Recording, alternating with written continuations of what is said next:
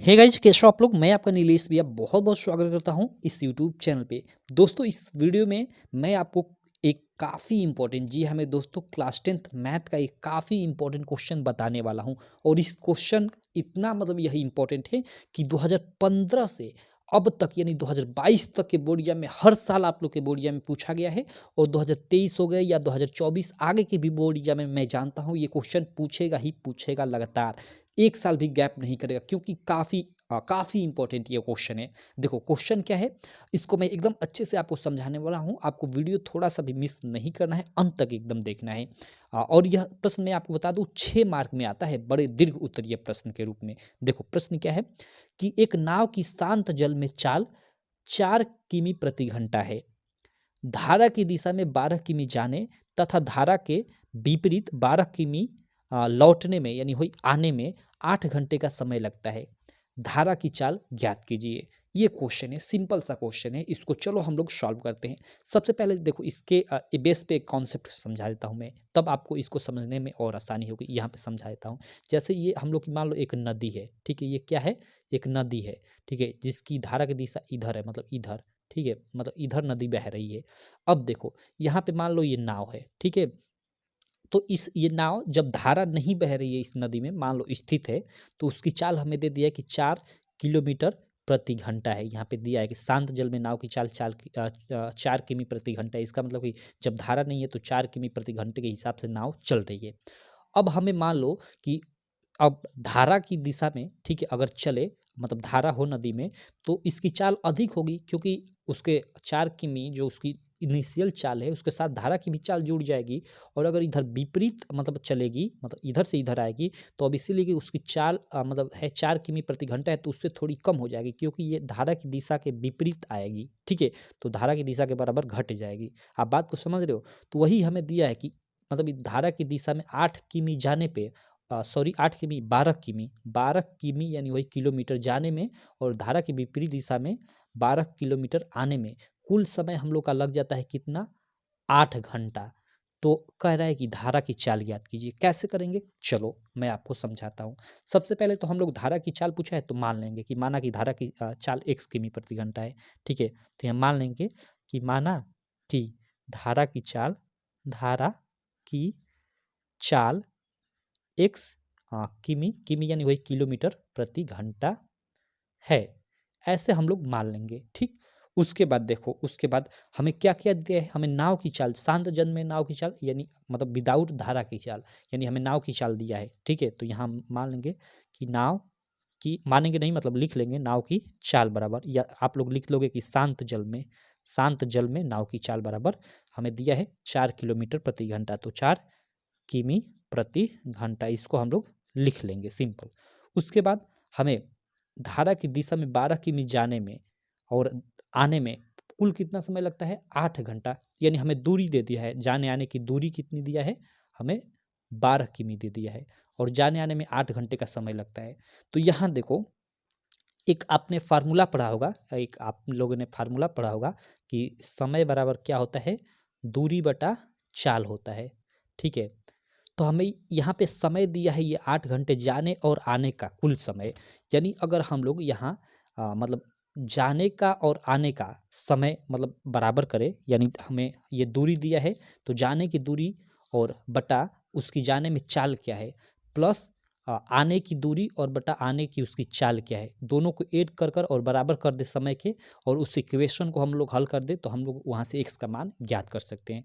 तो सिंपल, तो यहाँ से देखो, यहाँ से आप एक और स्टेटमेंट लिखना कि धारा की दिशा में नाव की चाल, ठीक है, क्योंकि धारा की दिशा में जा रही है, यहाँ लिखा है ना कि धारा की दिशा में 12 किमी जाने पर, ठीक है। तो हम लोग लिखेंगे यहाँ पे आगे कि धारा की दिशा में नाव की चाल, नाव की चाल बराबर, नाव की चाल क्या होगी, धारा की दिशा में, धारा की दिशा में नाव की चाल भी होगी, और प्लस धारा की जो दिशा होगी वो भी उसमें जुड़ जाएगी, ठीक है। तो नाव की चाल 4 किमी प्रति घंटा, और धारा की दिशा हमने माना है कि एक्स है, तो वो एक्स, ये धारा की दिशा में चाल होगी। यहाँ किलोमीटर प्रति हावर्स में लिख लेता हूँ, ठीक है, यानी किमी प्रति घंटा। और देखो सेकेंड, धारा की विपरीत दिशा में नाव की चाल, क्योंकि हमें जाना भी है और आना भी है, ठीक। तो धारा की विपरीत यानी जा रहे हैं और फिर आ रहे हैं, ठीक है। तो धारा की विपरीत दिशा में नाव की जो चाल होगी वो क्या होगी। अब देखो 4 यानी जो धारा की अगर विपरीत दिशा में नाव चलेगी तो उसकी जो चाल होगी उसमें से धारा की चाल घट जाएगी, क्योंकि धारा तो इधर ही बहेगी ना, तो वो घट जाएगी -x। ये हम लोग का किलोमीटर प्रति घंटा है। ठीक, अब देखो यहाँ पे इस प्रकार हमें दिया है कि जाने में और आने में, ठीक है, और पूरी कितनी दूरी है, हमें 12 किलोमीटर जाने में और आने में कितना समय लगता है, 8 घंटे।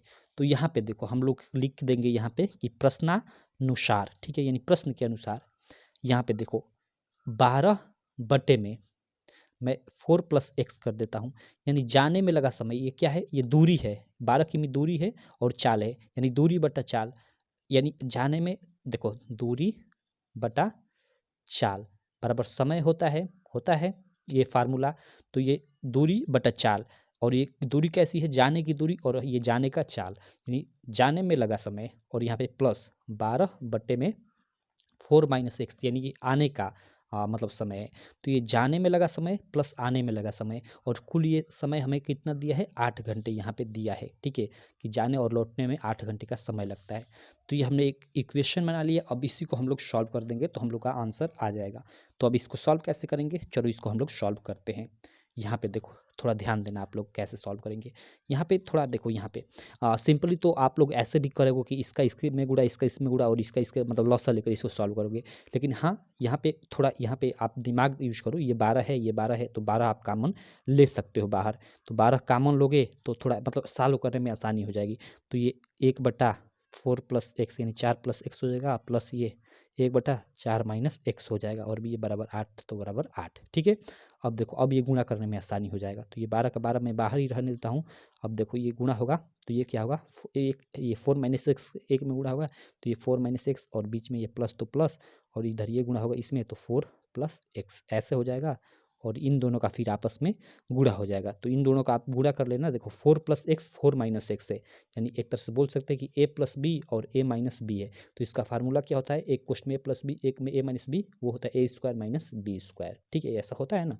जैसे ये इसको a ले ले, इसको b ले ले, तो ये देखो a + b और a - b, a + b और a - b का फार्मूला तो होता है a²। तो एक क्या है, 4 है, तो 4 का 16, और मतलब -b² होता है, तो ये -x², ये आ जाएगा। आप इन दोनों का गुणा भी करेंगे तो फाइनली इतना आएगा। क्लियर।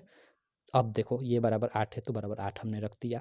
अब ये हम लोग का 12 है बाहर, तो 12 को अभी इसी तरह रहने देता हूँ। देखो ये -x माइनस और ये +x कट जाएगा दोनों, और ये 4 4 8 हो जाएगा, यानी 8 बटे में ये 16 - x² बराबर 8 हो जाएगा। ठीक, कुछ इस प्रकार हो गया।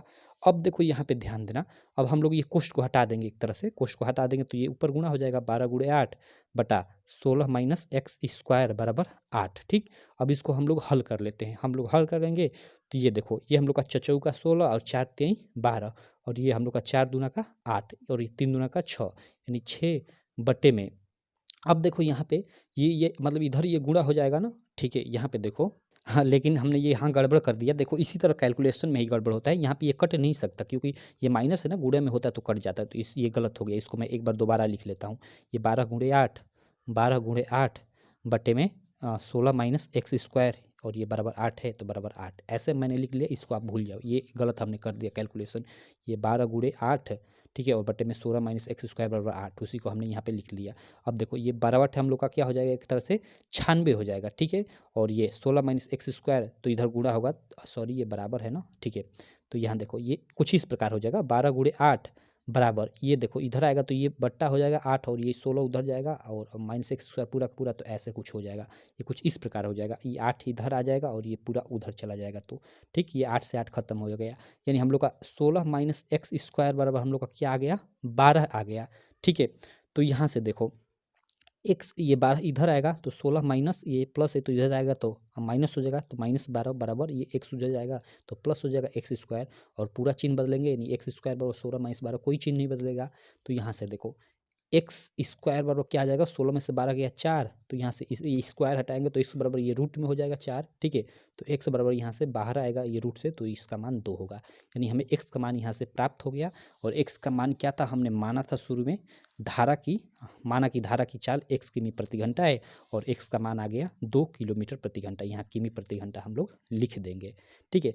तो इसका मतलब कि हम लोग का धारा की चाल आ गई, और हमें क्वेश्चन में क्या पूछ रहा था, धारा की चाल पूछ रहा था। तो यहाँ थोड़ा आप एक स्टेटमेंट लिख दोगे कि अतः धारा की चाल 2 किमी प्रति घंटा होगी, और यही आंसर हो गया।